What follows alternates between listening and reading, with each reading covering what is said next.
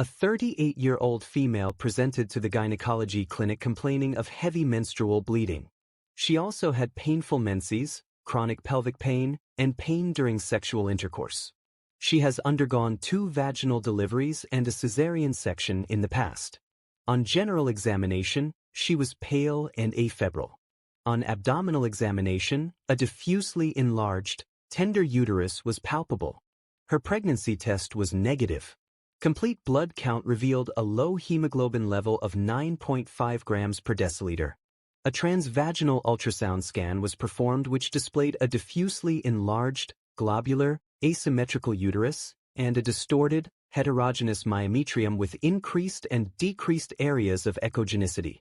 Based on these findings, a clinical diagnosis of adenomyosis was made. As the patient did not have future fertility wishes, a laparoscopic hysterectomy was performed. Histological examination of the uterine specimens revealed ectopic endometrial glands in the myometrium, which confirmed the diagnosis of adenomyosis. Adenomyosis is defined as the presence of ectopic endometrial tissue in the myometrium. It is one of the most common causes of abnormal uterine bleeding. In this video, I will discuss the following topics: the normal anatomy and physiology of female reproductive system, the etiology and pathogenesis of adenomyosis, its major signs and symptoms, diagnosis, and treatment of adenomyosis. This video is created using reliable and up-to-date medical information extracted from recommended textbooks and websites for medical undergraduates and doctors. You can also download questions, notes, and flashcards related to this video from my Google Drive for free. The link is published in the description below. I highly recommend you watch the video till the end. If you think that this video is worth your time, please hit the like button, subscribe, and share this video with your colleagues. So, without further delay, let's get into the business. Female reproductive system consists of the vagina, uterine cervix, the uterus, 2 fallopian tubes, ovaries, and associated ligaments. The uterus consists of 3 distinct layers: the outermost serosal layer called the perimetrium, also known as the serosa, middle smooth muscle layer called the myometrium, and the innermost epithelial layer called the endometrium. The endometrium can be divided further into 2 layers. The functional layer, known as functionalis endometria, which sheds off during each menstrual cycle in response to changes in estrogen and progesterone levels, and the basal layer, also called basalis endometria, a thin layer lies just above the myometrium of the uterus. Surprisingly, there is no intervening layer between the basalis endometria and the myometrium, which provides the basis for the currently accepted theory on the pathogenesis of adenomyosis. As mentioned earlier, adenomyosis is defined as the presence of ectopic endometrial tissue in the myometrium. These ectopic endometrial glands are surrounded by hyperplastic smooth muscle cells. Smooth muscle hyperplasia occurs as a reactive process in response to the presence of endometrial glands. Adenomyosis can be diffused and scattered, as you can see in this image, or it could be focal, occupying only a small area of the uterus. The pathophysiology of adenomyosis is not completely understood. Currently accepted theory suggests that adenomyosis is the result of abnormal invagination of the basalis endometria into the myometrium. Absent intervening layer between the endometrium and the myometrium strongly supports this hypothesis. This invagination can occur due to various factors, including mechanical trauma to the interface between the endometrium and the myometrium, hormonal changes, and impaired immunity. Mechanical trauma can occur with multiparity because the more pregnant you get, the more you cause damage to the interface between the endometrium and myometrium. In addition, previous gynecological surgery, especially cesarean section, and dilation and curettage, as well as dysfunctional uterine contractions, can cause mechanical trauma. Hormonal imbalances include high estrogen levels, which induce the growth and maintenance of adenomyosis.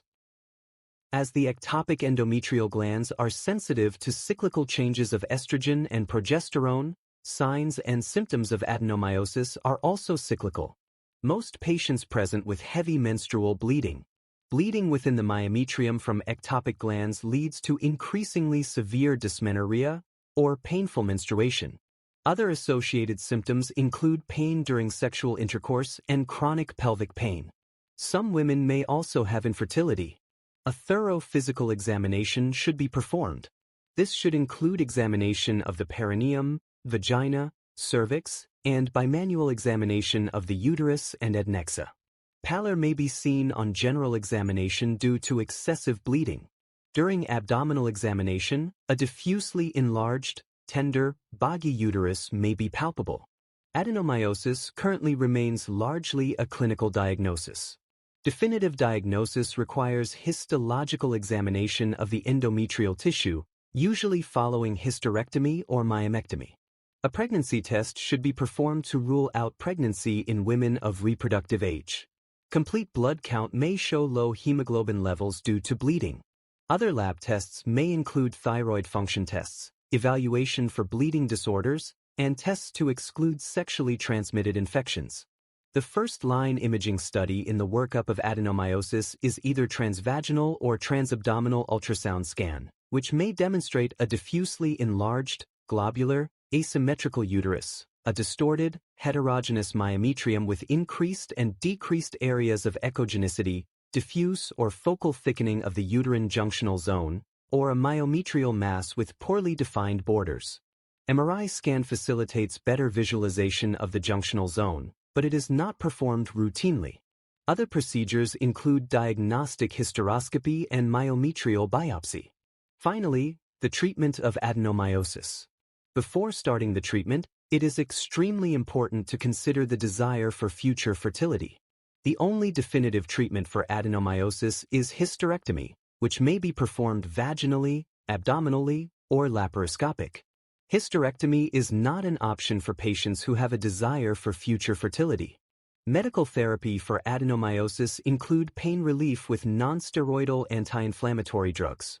Combined oral contraceptive pills, progesterone-only pills, and Depo-Provera, all of which elicit a negative feedback effect on the hypothalamic pituitary-ovarian axis, leading to suppressed ovarian hormone secretion, especially estrogen. Progesterone-containing intrauterine device, which induces atrophy of the endometrial glands and decreases menstrual blood flow. Additionally, it also causes downregulation of estrogen receptors and decreases the size of adenomyotic foci. Other treatment options include GnRH agonists, which reduce the secretion of gonadotrophin hormones, inducing a hypoestrogenic state. Danazol, which suppresses the pituitary secretion of gonadotropins. And aromatase inhibitors, which block the conversion of androgens into estrogen. Other surgical treatment options include high-intensity focused ultrasound, which causes thermal ablation and necrosis of adenomyotic foci. It is a conservative surgical option that preserves the uterus. It reduces the size of the uterus and alleviates the symptoms. Uterine artery embolization, which is commonly used for fibroids, now is also used for adenomyosis. And adenomyomectomy, a method which preserves fertility. And there you have it. Everything you need to learn about adenomyosis. I hope you enjoyed the video and learned a lot. So, if you really think that this video is good and informative, please hit the like button, subscribe, and leave a comment in the comment section. Thanks for watching. See you soon in the next video.